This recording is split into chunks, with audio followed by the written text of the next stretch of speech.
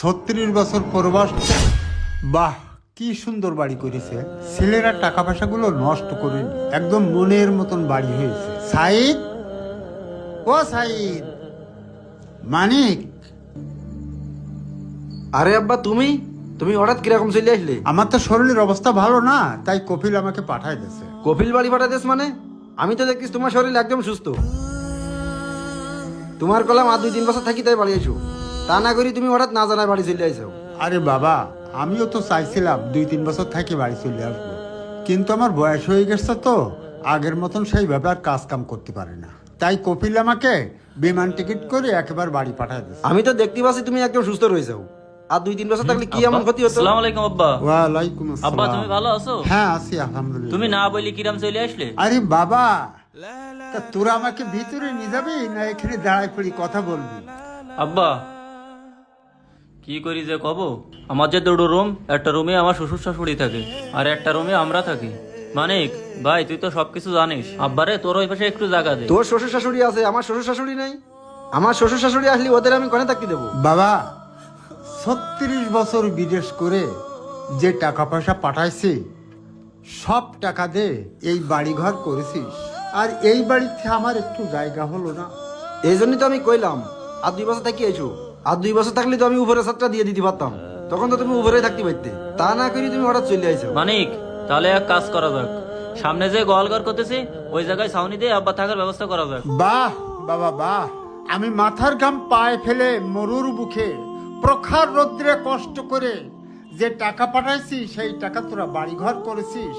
সেই বাড়িতে তোদের শ্বশুর শাশুড়ির জায়গা হলো আর আমার জায়গা হলো ওই গোয়ালঘর। সুসন্তানের জনক আমি, গর্বে আমার বুকটা ফেটে যাচ্ছে। থাক বাবা, তোরা থাক, আমার জন্য তোদের আর কোনোই কষ্ট করতে হবে না। তোরা তোদের শ্বশুর শাশুড়ি নিয়ে এই রাজপ্রাসাদে সুখে থাক বাবা, সুখে থাক। আমি চলে যাচ্ছি, আমি চাই নে আমার জন্য তোদের কষ্ট হোক, তোরা ভালো থাকিস। তরিকুল, এইভাবে বেকার আর কয়দিন ঘুরে বেড়াবি? এবার কিছু একটা শুরু কর। আরে চাচা, চাচা আপনি ভালো আছেন? হ্যাঁ বাবা, ভালো আছি, কিন্তু তোমাকে তো ঠিক চিনতে পারলাম না বাবা। আপনি আমারে চিনতে পারতেছেন না? না বাবা। আমার চিনবেন বা কিভাবে? আমার জন্মের আগেই তো আপনি চলে গেছেন। চাচা, আমি মুজিবারের ছেলে। মুজিবার ছেলে? হ্যাঁ মুজিবার আমার খুব কাছের লোক ছিল। তা তোমার বাবা কেমন আছে বাবা? চাচা, আব্বা তো সে 5 বছর আগেই মারা গেছে। ইন্না লিল্লাহ, তোমার আব্বা মারা গেছে? লোকটা খুব ভালো ছিল। চাচা, আপনি টেনশনে আছেন নাকি? আপনারে দেখে মনে হচ্ছে যে আপনি খুব কষ্টে আছেন। না বাবা, আমার মন খারাপ না, তোমরা তোমাদের কাজে যাও বাবা। চাচা, নিশ্চয়ই আপনার কোনো সমস্যা হয়েছে। আপনি বলেন তো আপনার কি হয়েছে? না তেমন কিছু হয়নি বাবা, তোমরা যাও। চাচা, আপনার কি হয়েছে আপনি আমাদের সাথে বলেন। বাবা তাহলে শোনো। কি করি যে কব, আমার যে দুটো রুম, একটা রুমে আমার শ্বশুর শাশুড়ি থাকে আর একটা রুমে আমরা থাকি। 2 বছর থাকলে তো আমি উপরে ছাদটা দিয়ে দিতে পারতাম। সামনে যে গোয়ালঘর করতেছি ওই জায়গায় ছাউনি দিয়ে আব্বা থাকার ব্যবস্থা করা যাক। তাই আমি আবার চলে যাচ্ছি বাবা। চাচা, আপনি এসব কি বলতেছেন? আপনি আমাদের সাথে চলেন। না বাবা, আমি আর ওই বাড়ি ফিরে যাব না। না চাচা, আপনারা যাওয়াই লাগবে। এই তরিকুল, চল তো। ভাই আমি এখন যাচ্ছি না, আমার বাড়ি কাজ আছে। আচ্ছা ঠিক আছে, যা তাইলে। চাচা, ব্যাগটা আমার কাছে দেন। সাইদ ভাই, সাইদ ভাই। আরে কায়ুম, তুই হঠাৎ আমাদের বাড়িতে কি মনে করে আসলি নাকি? এ চাচা কি বলতেছে? তোরা নাকি চাচারে বাড়ি থেকে বের করে দিছে? কই, আব্বারে তো আমরা বাড়ি থেকে বাইর করে দিনি। আব্বা তো রাগ করে চলে গেছে। আমরা বলেছি বাড়িতে থাকার জায়গা নেই, গোয়াল ঘরে ছাউনিতে দিচ্ছি ওই জায়গায় থাকুক। এখন যদি সে না থেকে চলে যায় সেটা কি আমার কি দোষ? এই চাচারে তোরা গোয়াল ঘরে রাখবি? আরে এই চাচা 36 বছর বিদেশ কেটেছে শুধু তোদের ভালো রাখার জন্য। তার নিজের কথা কখনো চিন্তা করেনি। এই বয়সে শুধু তোদের ভালো রাখার জন্য তিনি পরিশ্রম করে যাচ্ছেন। এই যে রাজপ্রাসাদ সবকিছুই তিনি করলো, অথচ সেই বাড়িতে তোদের শ্বশুর শাশুড়ির জায়গা হচ্ছে, কিন্তু তোর এই বৃদ্ধ বাপের জায়গা হচ্ছে না। তারে তোরা গোয়াল ঘরে রাখতে চাচ্ছিস।